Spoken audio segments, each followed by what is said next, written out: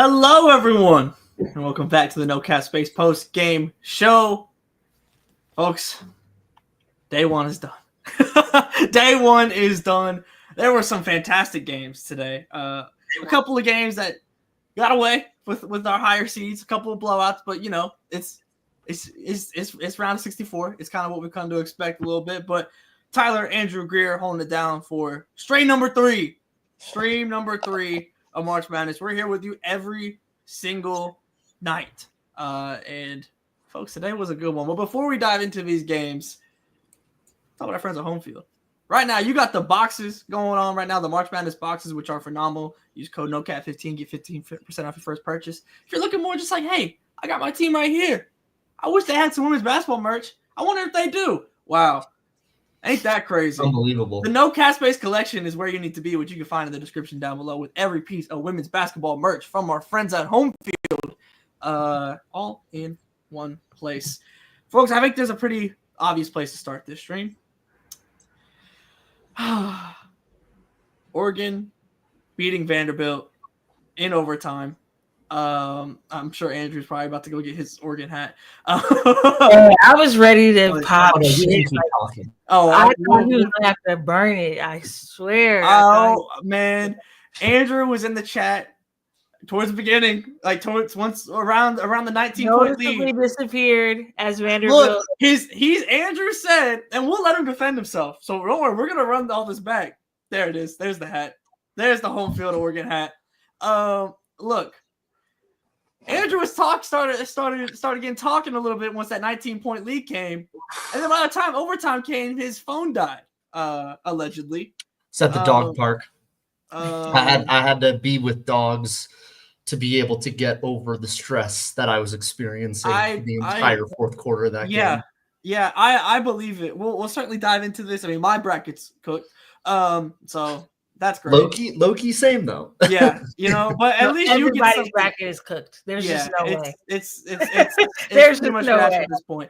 But Andrew, I mean, look, for Oregon this season, a lot of this has honestly kind of been the similar story that we've been talking. The free throws were a very big problem, but the 3-point shooting, it's like when Oregon can make threes, they're a very hard team to beat because of their defense and everything, and that's kind of what we saw today. But take your lap.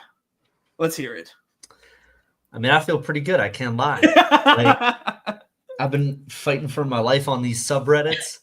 You know, people telling me, why hasn't Kelly Graves been fired yet? And I'm like, bro, read nocapspacewbb.com and you'll find out exactly why. Because this is what I'll say. For all of the arrows that have been thrown Kelly Graves' way over the last handful of years, and some of them are warranted, mind you, I do believe in rooting for people who, when there is a problem, have the wherewithal to look in the mirror and say, am I doing something wrong? You know, like they're not the Principal Skinner meme where they're like, is it me? No, it's the kids who are wrong, right? And that's something that's been a consistent storyline with him throughout this year is after last year happened, he got with his assistants and was like, what do we need to change? What do I need to change? What do I need to fix? You know, he had, as the broadcast pointed out, as we wrote in our story about him and Deja Kelly, like he had Dan Lanning, the Oregon football coach, like basically say to him, look, man, it's a new world. And KG told me he was very taken with Dan Lanning and just like the positivity with which he embraced all of this stuff on the football end. And it made him realize, like, yeah, I'm not ready to play golf yet. Like, I'm not ready to retire. Like, dude's got enough money to do it. Like, he's been coaching Division I basketball for 30 years. Like, he doesn't need the money. Like, he did not want to go out on the way it seemed like Oregon was trending. And for him, I commend the fact that he looked in the mirror and said, what do I need to fix? Those are the people that I think we should be rooting for maybe a little bit more in society, just as a model that, like, it is okay to sometimes admit that you might be the problem. And when you do go out and fix it, and you are introspective and you are reflective and you find success, that success is embraced. Like, I do think there is a teachable moment in what him and his staff have done this year, just on like a broad societal spectrum. But dude, they're good. Like they're good. And it's clear that going back to his Gonzaga days that he needed and needs a lead dog point guard to be able to run this system the way that he wants to. And it makes sense when you look at the teams that he's had post Sabrina. Like there isn't a lead point guard on that team. There's a lot of really good players. You know, Sidney Parrish and Maddie Sure. Jazz Shelley, I think, could be the only person that you could argue was like the lead point guard type of player that could have done and worked in that system effectively. But everybody else, just positionally, it wasn't that type of player. And Deja Kelly is that type of player, and you saw it today. This is what that system is built for, is those kinds of players to come out and play their best when it matters the most. And that's before we get into the fact that they almost sold the clip with like crazy almost sold the clip. Like all-time collapse type.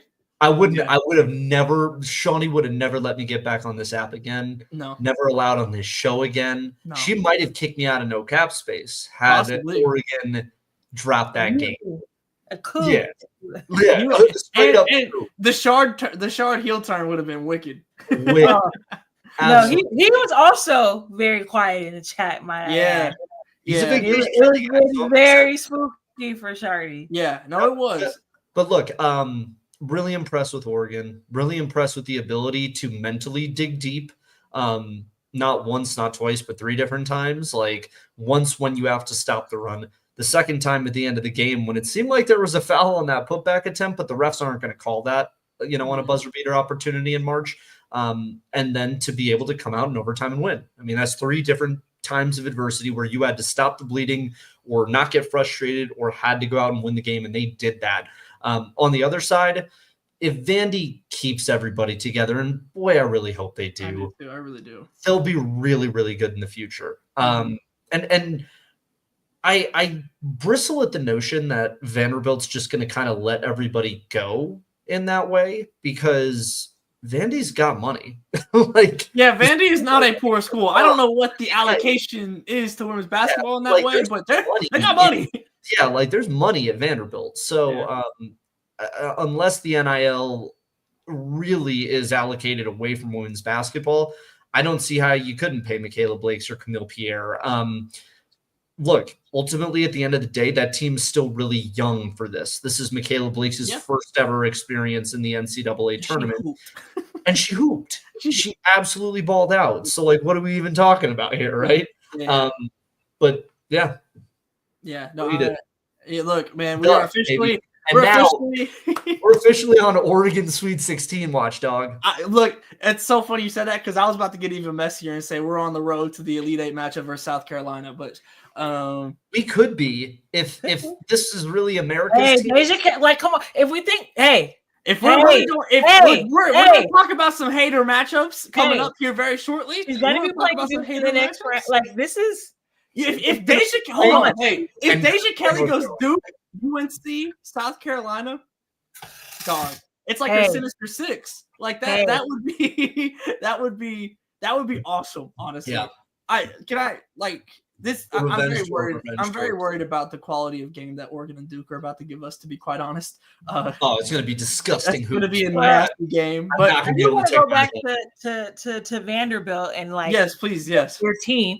They're also in Nashville, which is a massive city, relative to a college where colleges typically are. So if y'all can't make something shake with the Vanderbilt endowment and athletics budget and whatever they've got, plus all of the resources of a city, you know what I mean?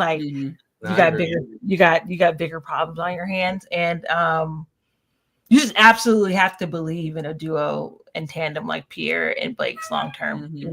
Pierre is still obviously very under the radar nationally, and in her own conference for that. Yeah, her own damn conference. Yeah, it makes sense. Michaela Blake's coming off a stellar freshman season, another one of the all-time freshman seasons in NCAA history and recent memory, right? So, yeah, stay the course. They've got a couple players that are finished and their eligibility is over with.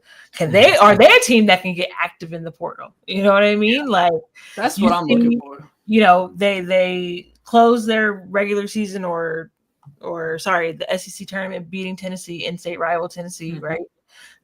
So there's positives there, and what Tennessee was able to do in the portal this season, like Vanderbilt. If I don't know, if I'm a young woman between the ages of 20, Nashville, like very appealing situation. It's not a hard sell. And Michaela Blake's is the type of star that like I feel like I would enjoy playing next to. Like she's not like a crazy like ball hoggy type. It's not like you know like that's not. I mean we've seen Camille Pierre is at a plate full this whole season. Like if Vandy can go and get some size, I mean that's what really killed him in this game with the way Philly was just dominated. Now not many teams have size to match Philly, but like just in general, like just some genuine size. Like there's a couple bigs that are already in the portal already.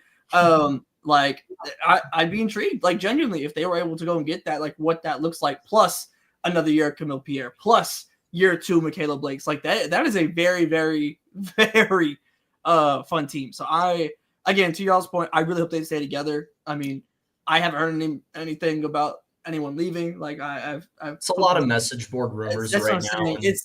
I've tried poking around a little bit. I haven't, like, to me, like nothing I've heard has indicated that is going to happen. So just from a basketball fan perspective and someone with stock in the Vanderbilt agenda. And you're not going to Vanderbilt just because it's a basketball. I mean, they do have tons of women's basketball. It's a basketball. Yeah. Like, and Michaela Blake and her family have talked like ad nauseum about how important education is in their home, right? And to their family. So like, again, this is a player who could have gone anywhere. Yeah, right. Vanderbilt. Well, and to take it a step further than that, I mean, this is a school that has low-key a very rich women's basketball. Absolutely. It is not something that people think much about, but Jim Foster's time here, like they were really, really good. They went to the Final Four in 93. They went to the Elite Eight like 3 out of 5 years, and then again in 01 and 02. They were regular tournament participants. Absolutely. Really from 85, 90 to like the 2010s. And then there's like an 8-year period where it kind of just fell apart, but also I feel like the entirety of the athletic department, fell apart during that time. But there's got to be like donors and fans that are into this program that were around for that. You know what I mean? And you'd have to be blind to not see that, like what the possibility of this exactly like what is coming with this group that's here. So nothing to hang your head about if you're Vanderbilt in this, honestly. To me, this is one of those games, at least, and maybe this is the bias, but this is one of those games that speaks more to me about Oregon than it does about Vanderbilt. Yeah. And to do this with Elisa Mevius injured for Oregon is like low-key a huge deal. She was the best defender, best shooter. To be able to get this out of their team and Philly Che at 6'8", which low-key, when you look at that Duke matchup, like Duke doesn't have anybody that's 6'8". I'm intrigued. Like a Deja Kelly game. Like again, I thought she was pretty damn solid today. I thought Deja was. I thought she was very timely with several of her buckets. Like if we get a Deja Kelly hate tour of just pure bucket getting, Deja Kelly hate tour would be fun as hell. Like I got like genuinely like I mean because again that's been like Oregon has been in close games like Oregon like in I want to see it. Like at this point now that Vandy's out, I'm rooting for it. Like honestly, we're gonna get into some other matchups and like the committee, low key. I know there's been kind of cooked. I'm with you. Like the more I'm looking ahead. Yeah, I even thought about. I know it's not on the rundown, but like we could talk about Michigan and Notre Dame. We're gonna play in the next round, right? And like. That is a massive college rivalry, period. Like, absolutely. You know what I mean? And I'm like, we weren't talking about that on Selection Sunday. You know what I mean? But like, when you really zoom out, there's a lot of great stuff. There's hate all over that can happen in this tournament. Yeah. This Birmingham Regional 2 has the potential to give us either Duke UNC, Oregon State, Deja Kelly versus Duke, Deja Kelly versus North Carolina. Deja Kelly versus South Carolina, North Carolina versus South Carolina, Carol Lawson versus Dawn Staley. Low key, I know that at the front end, we were like, South Carolina is going to run through this bracket. Very good chance that still is going to be the case. Mm-hmm. However, there's a lot of messy ass permutations in that bracket. And it's a lot of people who have gotten their asses beat by South Carolina in here who I'm sure are sick of it. Oh, yeah. Oh, yeah. You know? Pretty much anybody, like, because if you go down the list, like, anybody on the other side of the bracket, right? Oregon, like Oregon State lost last year. North Carolina has lost plenty. Duke has lost plenty. Oregon and South Carolina. Oregon's lost on Twitter. Like, bro, they've completely lost the Twitter war. Like, genuinely speaking, I didn't even think about it, but whoever they face on that side, there is going to be hate. Like, no matter what. Like, you know what? And completely ethical. Yeah. Absolutely. All completely understandable hate here. Like, most of it's just because I'm tired of South Carolina whooping my ass. Yeah. You know, like that's and you know. Tell me how really tired you are. Yeah, fair. Well, speaking of hate, Louisville held up their side of the bargain, y'all. The HVL Bowl, the Hailey Van Lith Bowl is official. We did not get this last year. We had to wait. The Hate VL Bowl. Oh yeah, the Hate VL Bowl.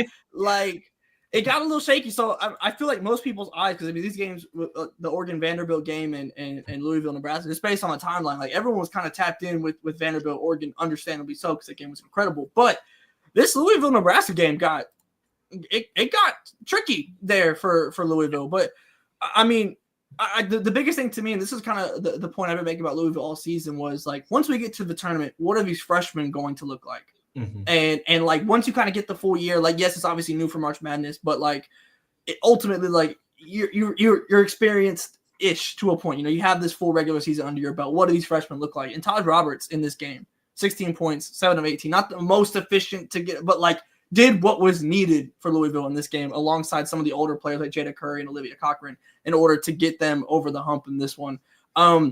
Like, let's talk this. I mean, TCU handled what they did with FDU. That was pretty straightforward. It's actually a little closer towards the beginning than anticipated, but eventually TCU pulled away.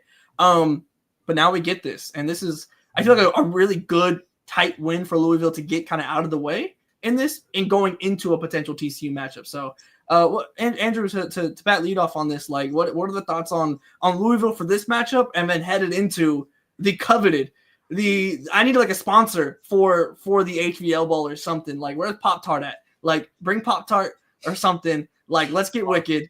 Sponsored by Adidas, baby. Like, something. But like, tell me your thoughts on this game, and then let's look ahead a little bit to the HVL Bowl, because I am excited. Yeah, just a huge win for Louisville. I mean, after last year when you get bounced by Mid-10 State, and Jeff Walz, I think, was another coach that was kind of in this like Kelly Graves, Brenda Friesish type tier. I think KG's situation was like slightly more precarious, but like there was a tier of coaches coming into this year where it was like, have they lost their fastball in the portal era? And, you know, Brenda was one of those. Walls was 100% one of those after last year, and Hailey leaves, and you don't really have anyone that's like splashy in the way that you used to have. And they, you know, they're like in contention for the ACC with 2 weeks to go, you know, just seemingly out of nowhere. Like our man Jeff, he does it again. Like, he is the one who knocks. And like, people don't listen to me. Like, I'm telling you this.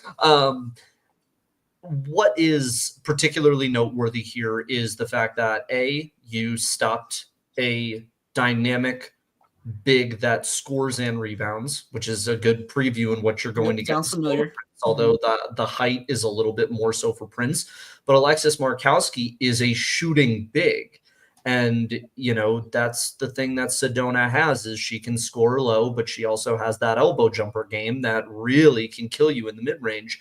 Markowski moves around enough that you get a little bit of a decent preview of that. They got good three-point shooters. Nebraska feels a little bit TCU-ish, like a little TCU light, just in terms of the roster construction. Now, the thing that's fascinating here about this matchup, Tyler, Jeff Walz used to eat Oregon teams' lunch when Mark Campbell and Chavi were on the staff. And this is a team that runs a very Oregon-esque, like that is a very Oregon-esque system that they have.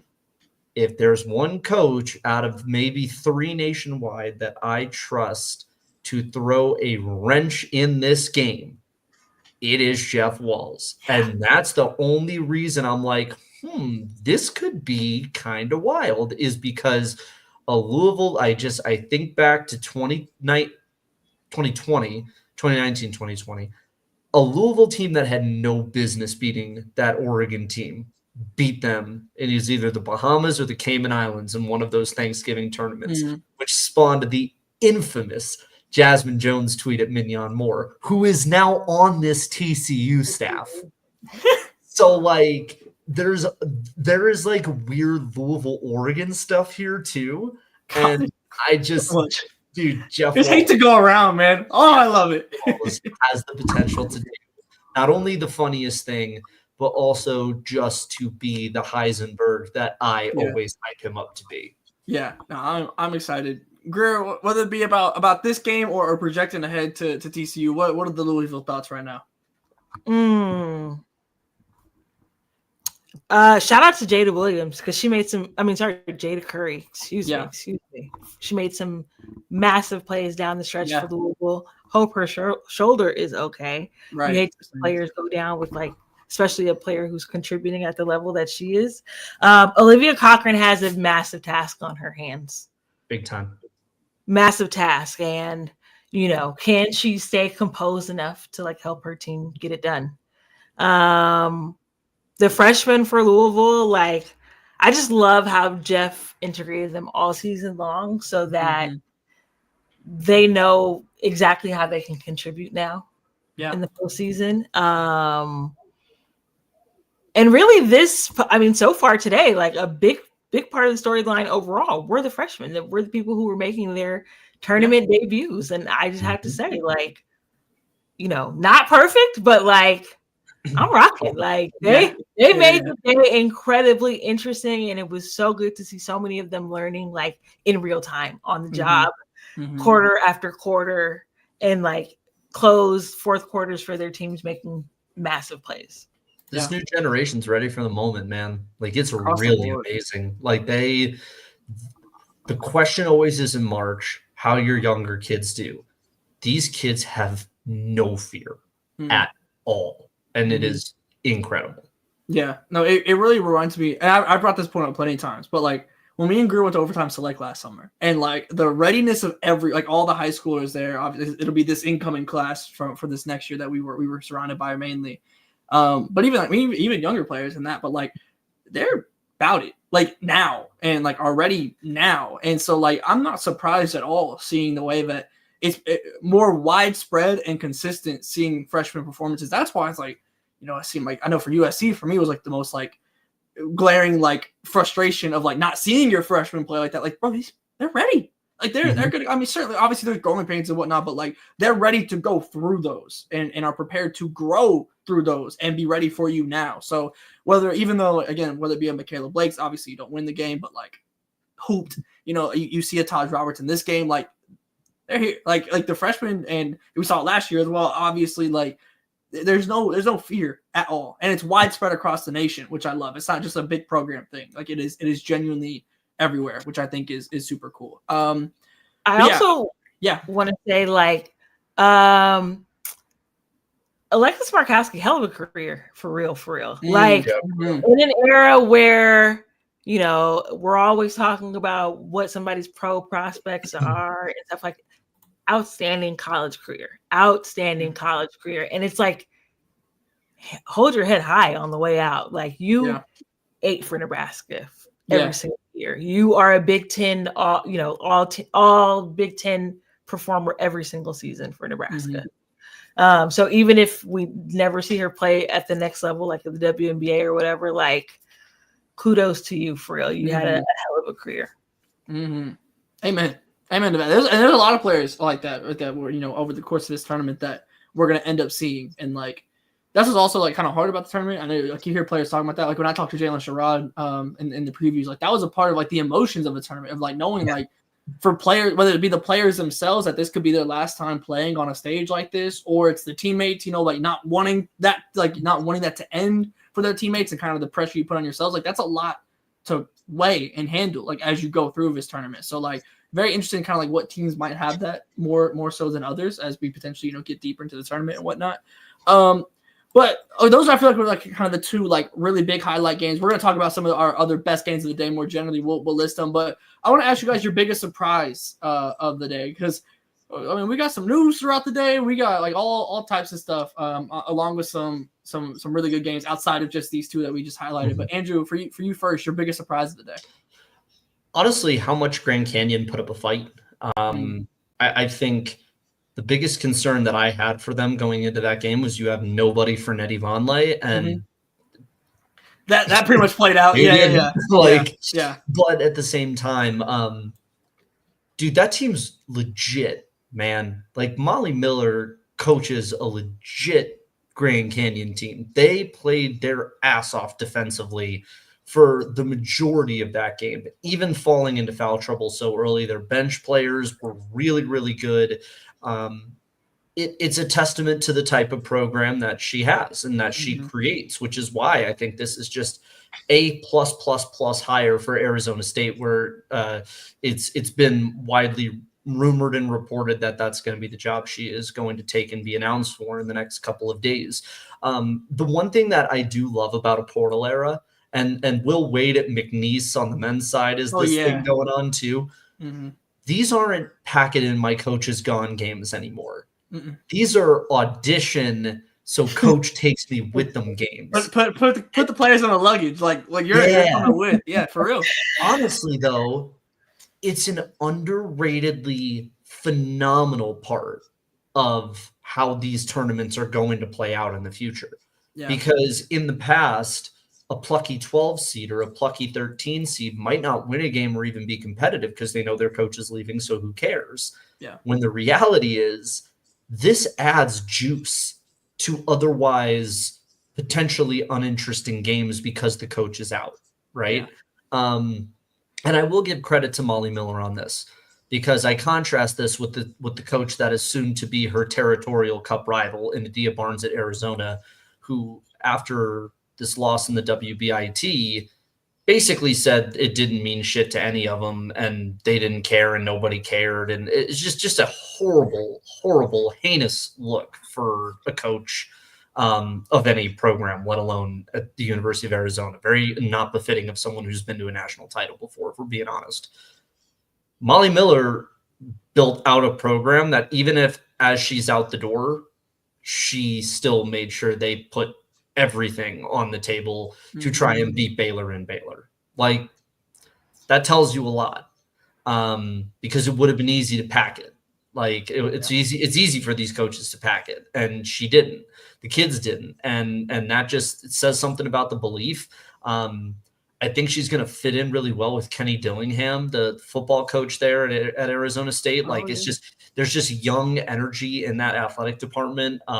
It's just like there's a swagger to the fact that everyone's kind of young and chill and hip and fun. And I think it's just a slam dunk, man. They play a fun style of ball. She recruits all over the place. They're just I've really liked this GCU team for the last 2 years. I did a feature on Molly in the spring of last year and came away really impressed with just her general philosophy and ethos.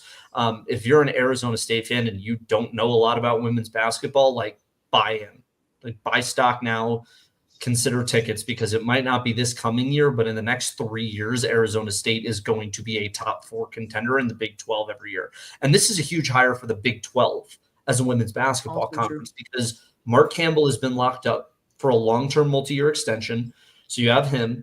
Utah is always going to give you a good baseline, even under Gavin Peterson.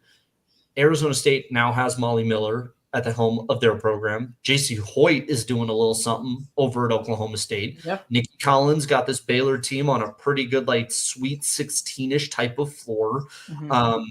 Kansas has 3 5-stars coming in. Kansas has 3 5-stars coming in. Jeff Mittie staying at Kansas State. Like Colorado, I have some reporting on Colorado's NIL situation, but J.R. Payne is a good enough coach that like they're always going to be here.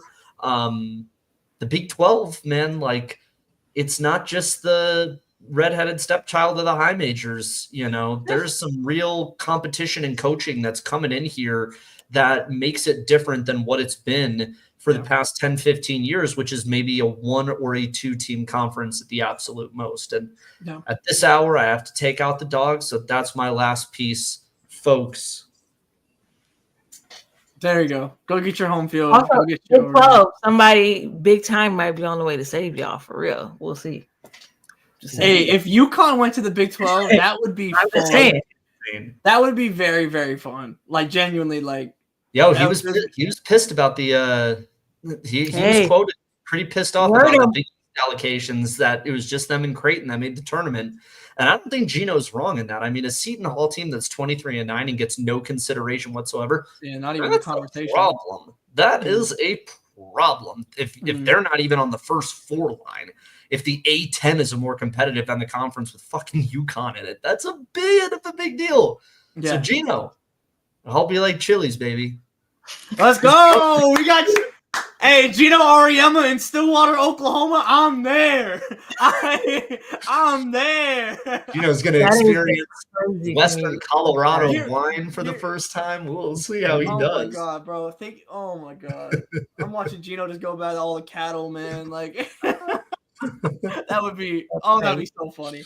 But, yes, Andrew, on that note. I got to finish writing our second day preview. So if you haven't subscribed to us on nocapspacewbb.com, you will have seen today I wrote previews and primers for every team that played in the first round today. About 7,000 words, just a monster of a preview for everyone. And guess what? We're doing it again for tomorrow. I got 3 more games to get through, 6 more teams. The word count is 5,750. So look for it in your inboxes tomorrow. Subscribe to us on the website. And, of course, check us out on socials. And on that note, folks. Salud. You do. There we go. Also, free trials on those preview pages specifically. So you just go through the subscriber process, get a free trial, get a week free. And now's the best time to do it right now. With the amount of games that we're going, the amount of content we're being pushed out. I know Shawnee had boots on the ground in Columbia at the South Carolina games today. We're gonna have some articles and stuff going on about that. I'll have boots on the ground tomorrow with Iowa and Oklahoma. So plenty of stuff coming. But to get back into today, Greer, your biggest surprise from the day, however you would like to take that.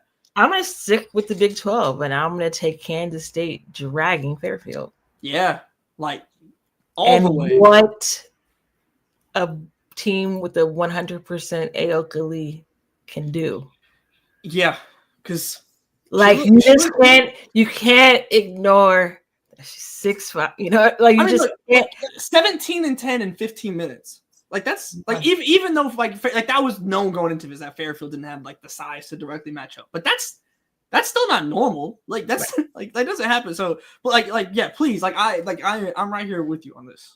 Yeah, right. Fairfield's a good team. Yeah, they are an exceptional team for a mid-major, and it was just not competitive today. Mm-hmm. They held them to 3 quarters where they scored 10 or less points, and then 2 of those 3 were single-digit quarters for Fairfield.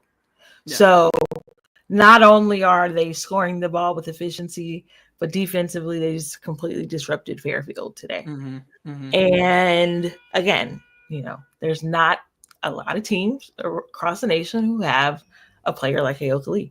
Yeah. Who has that much experience, but also, that much like the ability to produce in the way that she can. And then, you got her going, obviously commands so much attention. And then you get somebody like Serena Sundell, who just stretches the floor, can create her own shot, had 18 points today. If it's a problem, it's a matchup nightmare for a lot of other teams. Yeah, if they're clicking.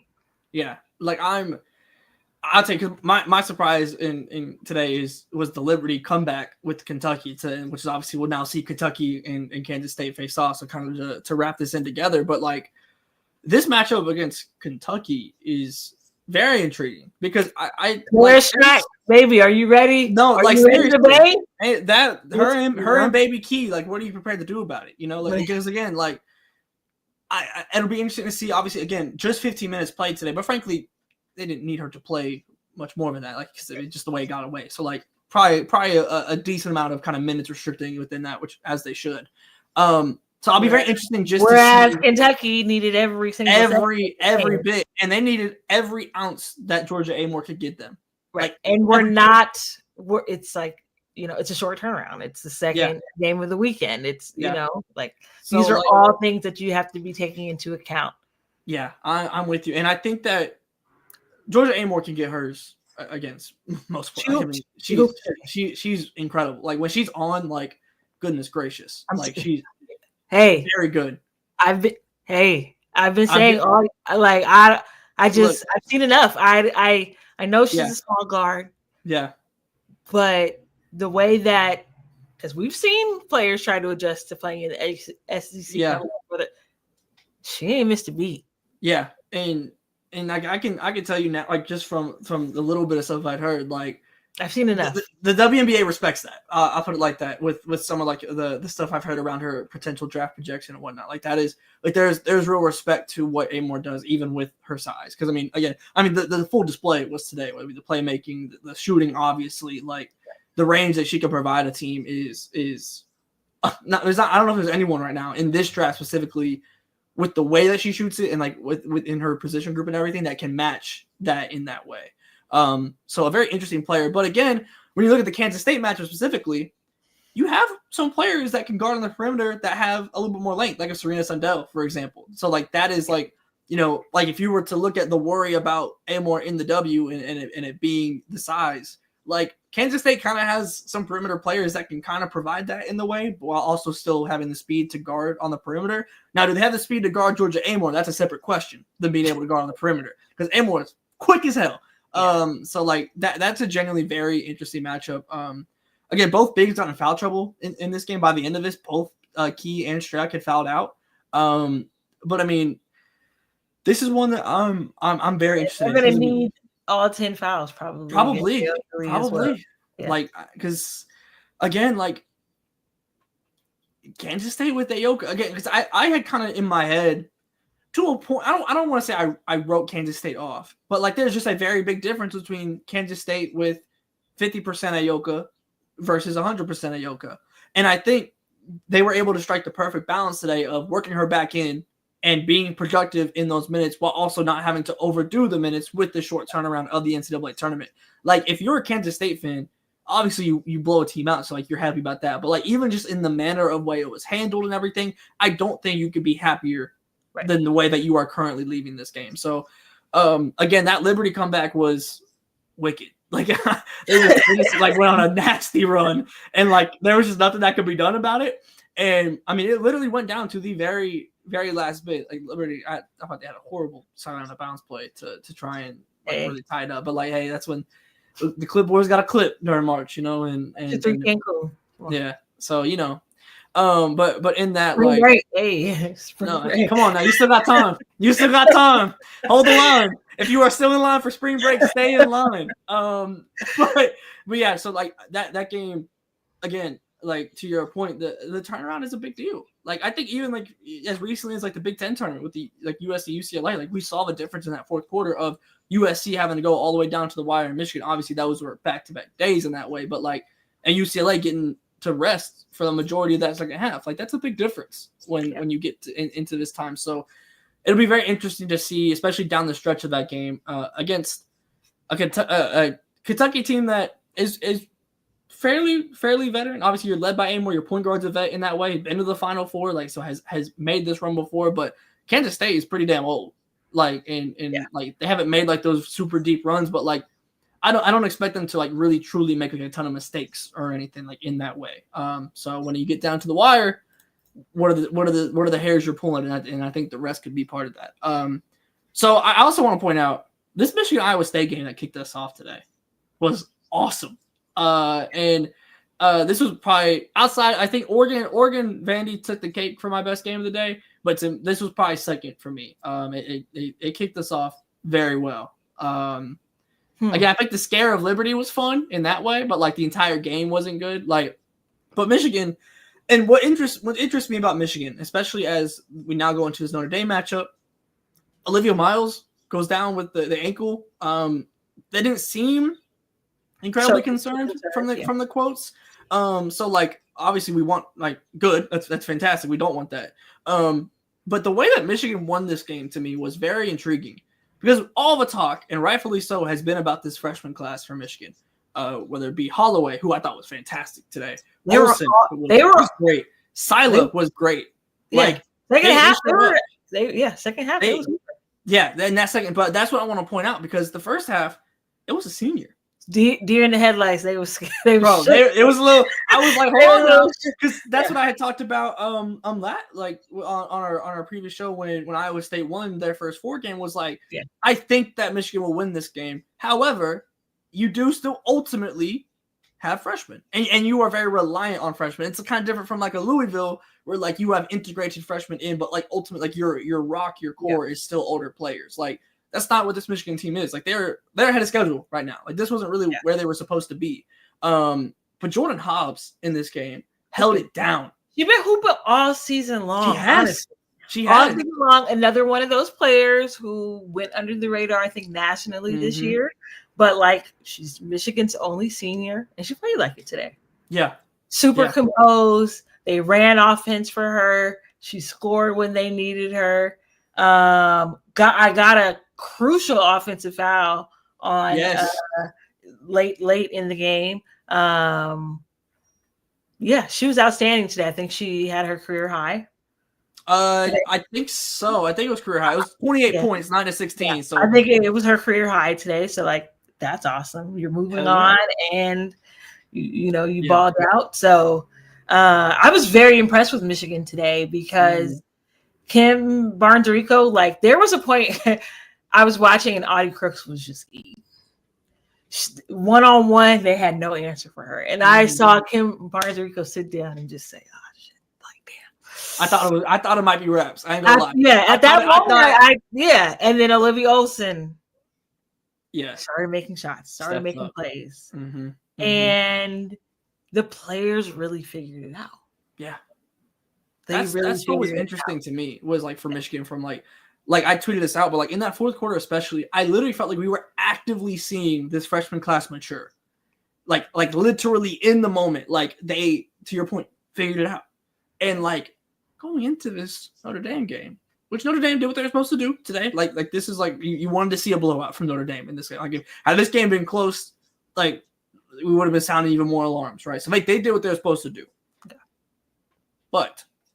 We have seen consistently against the top teams in the nation.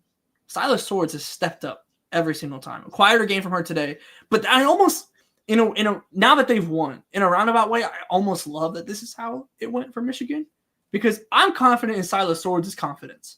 Like ability to like bounce back. She's I'm not worried about her at all. So to see the other freshmen step up in this way, who have also been great in their own right, I don't want to make it seem like it's only been silent. This like Olivia Olivia Olson is called Big Ten freshman. Yeah, like come on now, like they've been really good, and I was so moved by Holloway today. Like some of the buckets she was getting and the playmaking she had, like I thought was fantastic. So for them to go and get these moments out of the way in March, and again, I'm confident in Sila, and you have your vet running like this. Like and Notre Dame doesn't really have the size, like to like really like take advantage of. Like they have, like I like Notre Dame's bigs, but it's not size that you're throwing into like an Audie Crooks in that way, like where you're trying to dominate like that.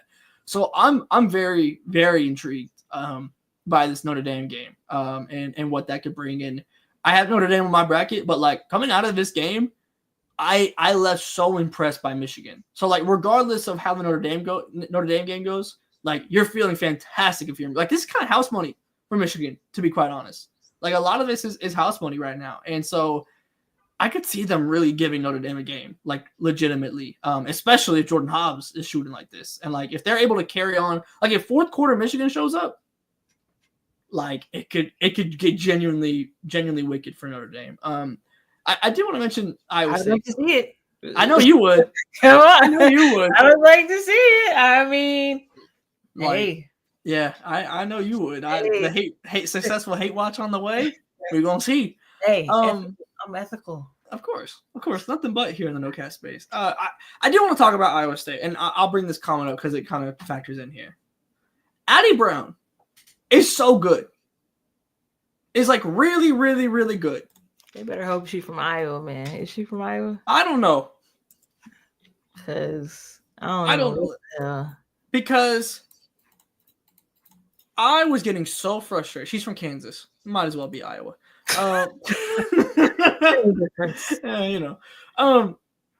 Look, I have since last year, especially like with Oklahoma in the Big 12 and being able to see it firsthand. I mean, I literally saw it firsthand in Big 12 tournament. Iowa State beat Oklahoma. Like, Addie Brown is very good. And like Audi Crooks gets a lot of love, deservedly so. But the best minutes in this game for Iowa State were when Addie Brown had the ball in her hands. Not even necessarily scoring or being the one to get the assist, but when she was initiating this offense was when they were playing their best. Emily Ryan has had a really weird season, frankly, in her final season at Iowa State.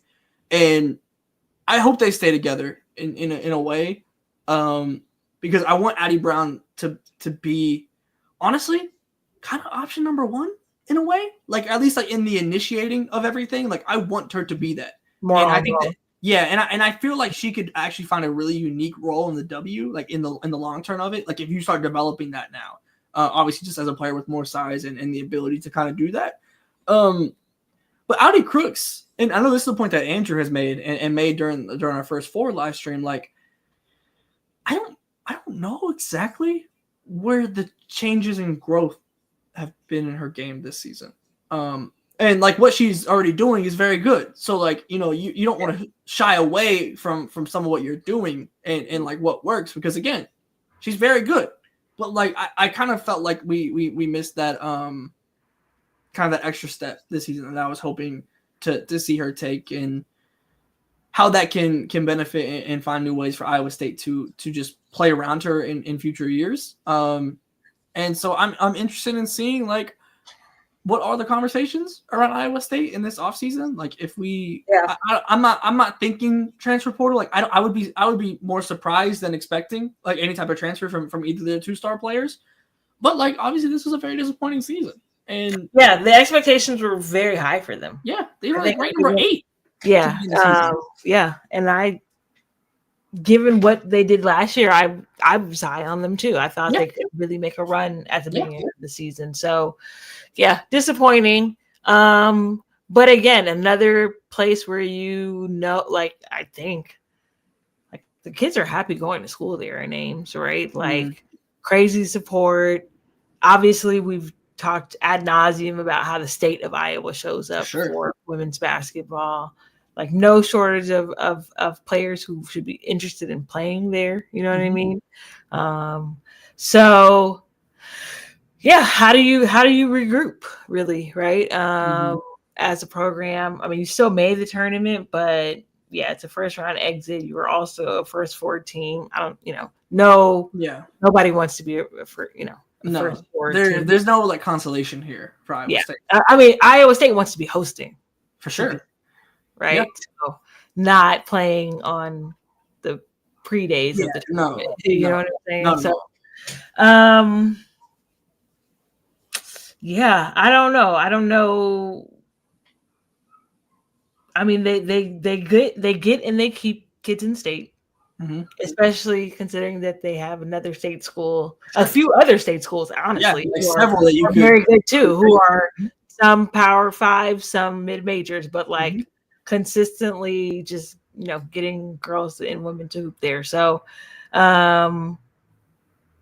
it's just a cycle, I think. I don't know what their NIL situation is looking like, but another place where I would imagine like if they really activated the community, like players could be very happy. Their fan base is legit. Like there's no Big 12 fan base. Like all my years of going to Kansas City for the Big 12 tournament, no fan base got even close to travel the way that they do. So exactly. So yeah, another place where I think people entering the transfer portal should be interested. Yeah. You're gonna have experienced players in Brown and Crooks. They need another Pete. You know what I mean? Like it's intriguing, I think, for people who are going to be entering the transfer portal. Yeah, no, I'm with you. Again, to me, it's like, I mean, again, there's no consolation here. Like to me, Iowa State was a team that like with OU and Texas leaving the Big 12, there was like obviously a gap at the top. You thought who was going to be like the fact that Iowa State wasn't even close to being in the championship race for the Big 12 is crazy to me. Like I figured that they would be at minimum in the tier with Baylor, right? Who obviously hosted in this. Like that's like at worst in the mix with like West Virginia and Baylor. And I think TCU obviously kind of outperformed general expectations. I don't think anyone pegged them as a 2 seed coming into this season by any means. So like you have that, but like again, this is a team that I thought, should have competed for the Big 12 championship, going into the season. Like they should have been up there for me. So disappointing in that way. Again, I think Audi Crooks is one of the players, again, like she's so good at what she's good at, but like obviously you don't want to stagnate at that. So she'll be one of the players next season I'm absolutely like looking at just to see like what comes next for Audi, like in the development of her game and everything. So eyeing that. I think we have one other thing I really want to touch on before we can highlight tomorrow just a little bit. How about Richmond? An at-large mid-major putting belt to ass to Georgia Tech. It's a 74-49 win. Johnny's not here, so I'm gonna say it. No, yeah. Yeah, there you go. Belt to ass, truly. But no. Hell no, please no. Maggie Dugan just popped off for 30, I think, 11 of 18. Yeah, 30 with 15 rebounds, and 6 assists. Damn, she was on damn near triple-double watch. Cooked. This is we've kind of talked about it a little bit, but the idea of putting good mid-majors in. Like we now have 3 Ivy Leagues that got in this year. Like we see Richmond now in this role as an 8 seed, which I don't know how many mid-majors, frankly, like at-large mid-majors are going to get an 8 seed like this, and I love it. Like, and especially not from the Big East, specifically. Go to Nell is wicked. Damn. But I loved it. This is fantastic, and I think that this is again especially as we just continue to go deeper and deeper into the transfer portal era and whatnot. Talent is just more widespread. There's more talent just from the pure volume of it, which is general investment from grassroots level and up with women's basketball. We're going to be seeing more of these type of teams, whether it be mid majors or even just from a seeding perspective, your 8, 9s, 10s. We saw a great Grand Canyon team today, put up the fight with Baylor that they did. I'm very intrigued at kind of what trend this might set, and I hope it's more mid majors. Honestly, I just want to see the good teams. I don't want to see no shade. Yeah, because shout out to William and Mary. Hell yeah, hell yeah. However, unless you're doing something I don't want to see 18 and 19 win teams from Power Fives. I don't want to see that. Yeah, I want to see actual good teams, kind of no matter where you come from. So, shout out to Seton Hall because they should be in the field. What are you gonna do, Creighton? I'm rooting for you tomorrow. Put on for the Big East and make a little. Not the conference solidarity. Hey, come on now. Solidarity. Come on now. But yeah, because that's. I want to see obviously the teams that have the best players. Yeah, right. The stars, the superstars of the game. So I want to see that, but I also want to see the teams who have amassed, 25 plus win seasons. Yeah, and because that's just hard to do. Period. It doesn't matter what conference you're doing it in. Yeah, yeah. No, I'm totally. It means you're being coached well, right? Yeah. So I'm for more. Cases like Richmond and other schools who just win throughout the entire season. Yeah, no, I'm with you again. We're nearing the first real deal Cinderella run in women's basketball, and I can't wait for the day that we get it. I don't know if it's gonna be this year, but we're getting close to that 11 seed making the Elite Eight, or that. That is increasingly coming near. So I'm very excited about that, genuinely. And again, I think Richmond. I'm very happy that Richmond, as an at-large mid-major, did what they did today. At least in the first round, Like, it's not even anything against Georgia Tech. It's purely just from the perspective of like show mid-majors of respect that that you don't win games by accident, and they won a shit ton of games. They won, I think it was like 28 this season. Like, they earned that. As we wrap up here, just generally speaking, what games tomorrow? Or if you have like a certain game that has caught your eye. I mean, I know one in particular. Come on. I know one. Okay, all right. I'm not going to talk UConn, Arkansas State. I'm so sorry to Arkansas State. But outside of your own Huskies, like what kind of stands out to you as a potential fun one? Excited for Columbia, West Virginia tomorrow. Funnily enough, excited for Florida Gulf Coast and Oklahoma tomorrow. Why? You don't have to be. It's okay. Just curious. Both 3-14 matchups tomorrow. Oregon State, North Carolina as well. Because Scott Rueck took the completely depleted Oregon State Beavers and they won their conference this year. So and then I'm gonna be locked in on Harmony Turner and Harvard. That's the one. We're gonna be locked in. So it's a lot of good storylines again tomorrow. And then I'm expecting a lot of what happened today is like you slowly start to see the puzzle pieces come together, and it's like, oh, this is what we're gonna get. So I'm looking forward to tomorrow. Yeah, no, I'm with you. Harvard, Michigan State is definitely the one that stands out to them. Honestly, just to figure out who NC State plays, because I don't know how much I believe in NC State, to be quite honest. So like that's one. LSU, just in general, like just to see the health of their star players and like just kind of get an idea of like how do we actually feel. Like today we saw Ayoka Lee and we were leaving feeling very good. Is that how we're gonna feel with LSU? There's question mark. So just generally interested in that.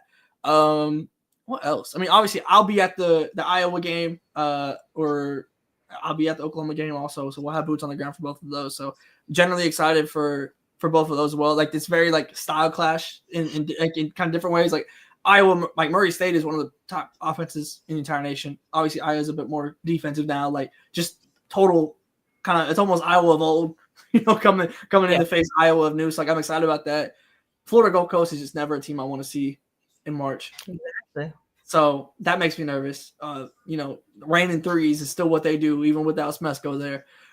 So just the potential of like either one of those lower seeds getting hot is intriguing to me, just off the basis of what offensive firepower they have. What else? Maryland Norfolk State is another one. Obviously, Mimi Wheeler and Diamond Johnson for Norfolk State. Like I think that's a game like a lot of people have been eyeing as like the potential like big time host upset. I think Baylor was kind of the other one. We saw obviously that one come and go today. So excited to see what that does. And also, I'll shout out little brother, Oklahoma State, because they're a team that like obviously won, and you never want to see South Dakota State. So like Oklahoma State in this era with JC Hoyt, like if you're able to get this first March Madness win, feels like a real deal, genuine accomplishment in that, and like kind of to see where this program is, because it's one that feels like it's on the rise. But now that you're here, like what comes, like now that you're in March, how do you perform? So very excited about that. They're a team that like just decides they don't miss sometimes. That's been my whole. They've had a few great games this year. Yeah, no, like genuinely, like and Staley Hurd is a sophomore that is quite possibly the most underrated sophomore in the entire nation. Like when she's on, she's on. And so I'm very excited to see just how they get rolling, and like if they're very like when they get hot, type of team. So even as kind of the higher seed here, want to see the other number one seeds. Obviously, today we got to see UCLA and South Carolina.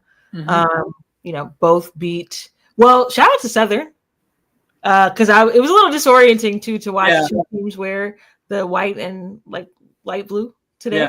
But they had Polly rocking today. Yeah, with the marching with the band and everything. So, shout out to Southern. They put up. I thought they put up a really genuinely. I was like, it got to halftime. I'm like, are we sure? Yeah. Like you know what I mean? Like obviously you see. Yeah, I'm looking forward to talking tomorrow about the 1 seeds and our first impressions of them after seeing everyone play. So USC, Texas, you guys are on notice. William and Mary, can you do the impossible? What you got? Yeah. Can you do the impossible? The best story in basketball right now. I mean, Mary. Could you imagine? Could you imagine? Would be. I don't know. I'm not even a betting person, but the odds got to be just so crazy. I don't even know what that would be, but I'm tapped in. I'll be there. So tomorrow, what to look out for? Preview. Go get your free trial. Andrew is literally typing it as we speak. Yeah, it's something you can kind of refer to throughout the entire day as the games go by. You're about to watch a game. Let's get the preview. Let's figure out, what do I need to know? We got you covered. I know Shawnee, again, working on some pieces from Columbia today. I will be boots on the ground for both the Iowa and Oklahoma games tomorrow, so be looking on the lookout for some uploads here on YouTube, some post-game stuff from there. And then, of course, another live right here every single night in March Madness. So if you're not subscribed, subscribe. If you think you're subscribed, make sure you're subscribed, because there's people that might think they're subscribed and they're not subscribed, and hit that bell. We crossed 3,000 YouTube. We did. We hit 3,000 subscribers today on YouTube, which is crazy. Thank you. Like, not possible without you guys even just being interested in what we have to say anyway. So want to keep growing, want to keep building, especially during March Madness. If you even know somebody who's preliminarily interested in women's basketball, send them here. Send them here. I think we appeal to a lot of different people. But yeah, thank you guys who have been rocking with us since this time last year. Yeah, we were just wondering if like post-game lives would hit after the tournament, and I see some familiar names who were here this time last year. So like, that's just, in case you're here tonight for the first time, like that is just a testament to what we're building. Like, there are some familiar names in the chat who were here this time last year. We want to be together this time next year too. Hell yeah. And we will be. I'm already looking forward to it. We never know where we. And of course, this is all the build to putting boots on the ground in Tampa Bay. So we will be with you every single night here in March Madness as we build to being there in person with boots on the ground, giving you your best Final Four coverage we possibly can. There's a whole lot to look forward to across all of our NoCast-based platforms. You can find everything in the link in the description below. Make sure to subscribe, hit the bell so you know when we go live every single night here during March Madness. And folks, we'll see you tomorrow.